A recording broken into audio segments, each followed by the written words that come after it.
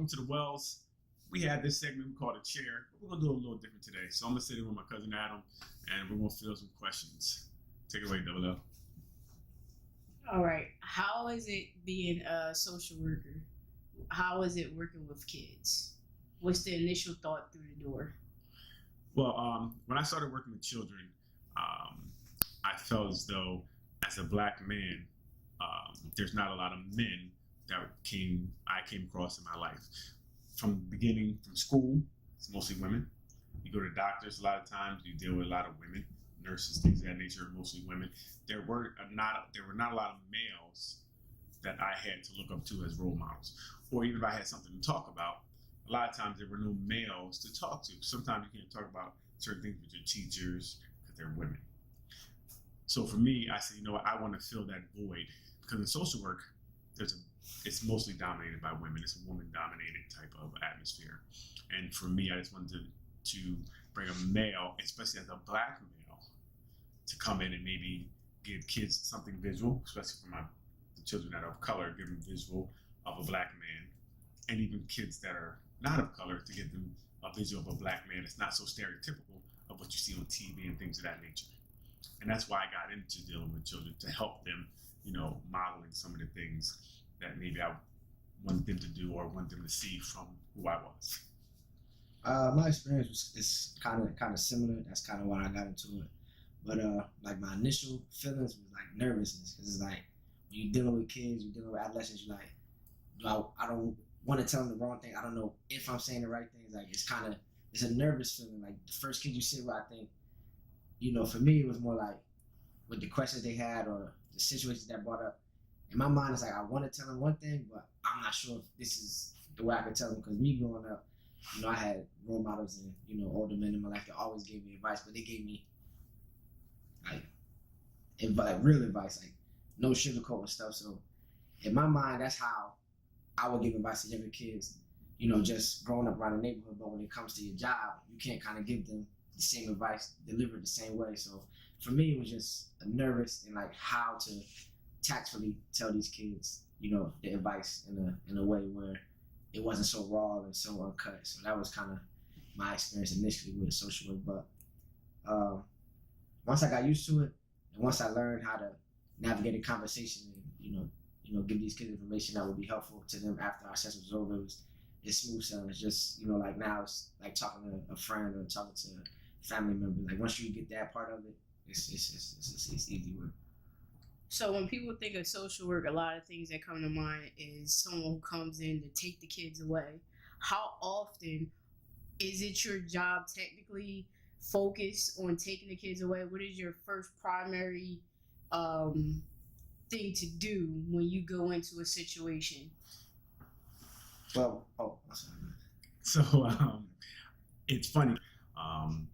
The stigma is that they're baby snatchers, that you're here to steal kids and take kids and things of that nature. But that's not your first primary goal. Your primary goal is coming in and do family stabilization. You want to try to help that family to succeed. You want to help build them to succeed. I think I've took part in maybe one or two children that had to be removed. And I think that removals are usually something that are, again, they're at imminent danger. That means right now, that means there's a serious risk of harm to this child, and they have to be removed. It's not, you can't just remove a child for frivolous things. You can't just remove a child because they're not living in a way that you think they should be living, that they don't have the things that you have or things of that nature. No, you can't do that. And this is all through the court as well, because once you remove, you have to go to court in 3 days and justify that removal. And the judge could say, no, send them kids home. That wasn't justified, or this was, we could uphold this and remove the child. But removing the child is definitely something that you don't want to do if you don't have to, because it's so traumatic. Taking a child from home at any time and putting them into another home that they don't know anyone, they don't know how to trust anyone, it's traumatic. So again, basically the answer to the question is no, removing children is not a primary goal. The primary goal is to try to put whatever services in to stabilize that family and deal whatever issues they have right there in the home. Well, see, my role in my agency is a little different. I'm not responsible for moving children. I've never been in a situation where I have to go somewhere to help remove a child or the situation. My role is kind of like um, prevention. If a parent finds marijuana in their kid's room, or they get a dirty drug test, or they're in school and teachers say they smell marijuana, or not even drug related, just anything sexual behavior. The teacher thinks these kids are having sex. My job is to come educate the kids on drug use, and if you are using drugs, what could happen if you know abuse at the house. I've had cases where a teacher will call me, or a counselor will call me to come in and talk to this kid because they feel like the kid is having trouble at home with abuse, verbal, physical. And I'll talk to the kid. If I gather information on that kid that deems like, okay, they need help, or is this a situation that's going on at home that needs to be taken care of, then I'll go up the chain or talk to somebody in my job and say, look, this is the situation. We need to see what we can do about this. But I've never been in a situation where I'm monitoring a kid and I'm like, oh, he's got the home right now, he or she.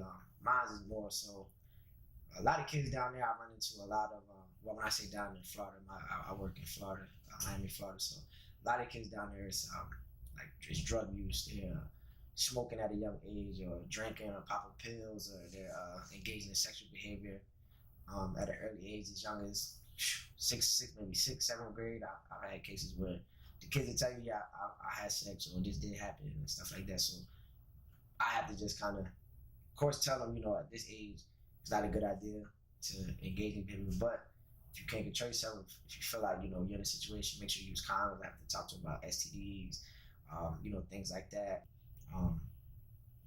I really, sometimes I alert the parents if I feel like it's, if it's something where I'm like, this kid just doesn't get it, and maybe my advice to him, he hear from his parents, because he'll maybe hide it from his parents. So the parents don't know. The parents might think. So when he's telling the parents, oh, I'm going to my friend's house, he's really going to a young lady's house. And I know if I don't alert the parents, let them know, like, look, this is really what's going on. You need to sit your son down and talk to him. Then, I'll do something like that. But very rarely will I do that, because I was young once, so I know, what it's like to, try to kind of feel yourself when you get that age and think, you got to do this. Sometimes you got to learn on the fly, but as long as you're protecting yourself, and you're aware of what can happen with pregnancy and STDs and stuff like that, then it's not something really that I feel like I have to go like ring the alarm and tell all the teachers, like, hey, you got to watch this kid. This kid is sexually active. So. Question for you: are a lot of your parents involved with your teens?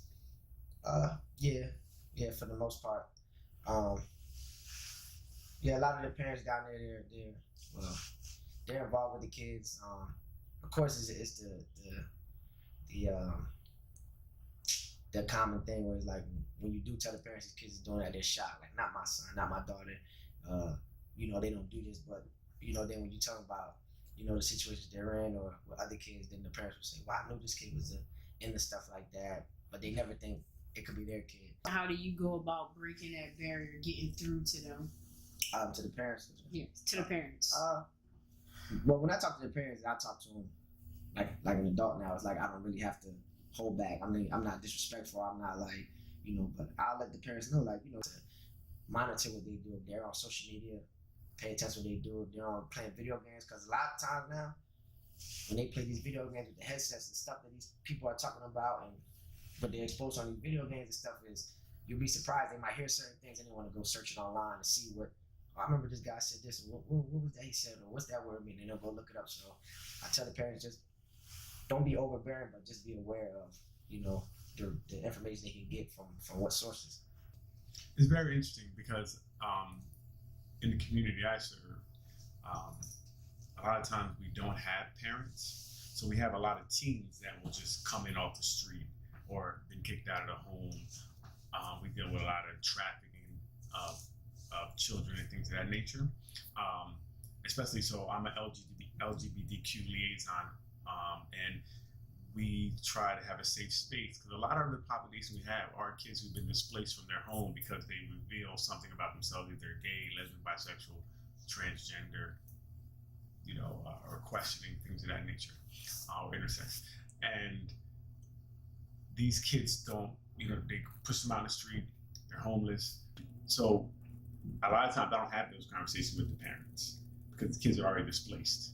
So now we're looking for what can we do for this kid? How can we address this child, this adolescent's needs? Is it independent living? If they're old enough, can we get them an independent living program? Or can we place them in a home? A lot of times when we get them, we have to now plan for this child. We have to make a plan around where they're at, what they have going on, what we can do for them to help them in this time of need. We can try to reach out to the parents. If the parents don't want anything to do with them at that time, we still can't stop. We got to address these children's needs. Like I said, so it's not, I haven't had a lot of interaction when we meet kids, because a lot of times kids are just walking off the street. They walked off the street, we don't have anywhere to go. And it's usually Friday at 5 o'clock. And then you have to find to place these teens. And that can be very difficult. Because, foster homes or resource homes, as we call them, I don't want a teen. We want the babies. Okay, I don't want a 6-year-old who's in the street who we don't know what issues they may have. So where are your teens mostly placed? So usually shelters. We have one in Atlantic City that a lot of kids can go to. They pretty much accept everybody. Then you have homes all over the place. A lot of times we got to place these kids. We're going to Cape May. We're going up North Jersey. It's tough. There's not a lot of facilities for that population, to be honest. There's not a lot of places for that population, that teen population, that 12 to 21 we consider adolescents. It's not much. So as a social worker, you're tracking the teens as they go to their intermediate home before they can get, or if they can ever be placed back with their parents. So what is that relationship between you and the teen? So sometimes what happens with the teen, like you become a lifeline. Okay, you're a connection. That's what I look at myself. I'm a connection. I'm gonna connect them to resources. I'm gonna try to connect them to their next place they may live. I'm gonna do my best to connect them to whatever help I can give. Whether if it's mental health or if it's somewhere to stay. Maybe trying to be that person to talk to their parents to maybe see if I can get them back home. Like I said, a lot of times parents don't understand things, and he was saying sometimes parents forget they were young ones, and it's like you grow up and you forgot that you did these things. These things do happen. Sometimes it's not a reason to now kick the child out of the house or act that way. You deal with it. There's things to do. Perform care. Some people call perform care. Perform care is a line you can call, and they will address a lot of the needs of mental health and things of that nature in the home. They'll send out mentors.